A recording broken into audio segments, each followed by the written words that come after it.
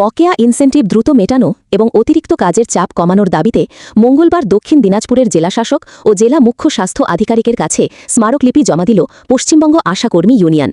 এর আগে আশাকর্মীরা মিছিল করে জেলা প্রশাসনিক ভবনের সামনে বিক্ষোভ দেখান। তাদের অভিযোগ, কয়েক মাসের ইনসেন্টিভ বকেয়া রয়েছে এবং বাড়তি কাজের তুলনায় পর্যাপ্ত প্রশিক্ষণ ও সহযোগিতা মিলছে না।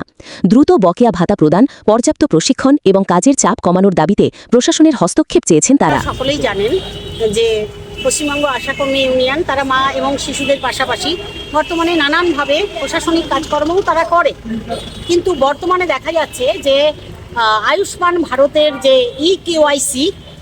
ইকিউআইসি সম্পর্কে এই আশা দিদিরা, আপনারা দিদিদেরকে দেখেই বুঝতে পারছেন, কেউ সফটওয়্যার সম্পর্কে অভিজ্ঞ নয়।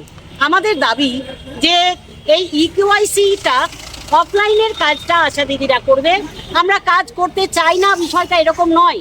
ডাটা এন্ট্রির যে কাজটা, এই কাজটা যারা অপারেটিং ভালো করে করে তাদের দিয়ে করানো হোক। এবং তার সাথে আর একটা দাবি যে অনেক বেকার যুবক তারা কর্মসংস্থান পাচ্ছে না, এটা তাদেরকে দিয়ে করানো হোক।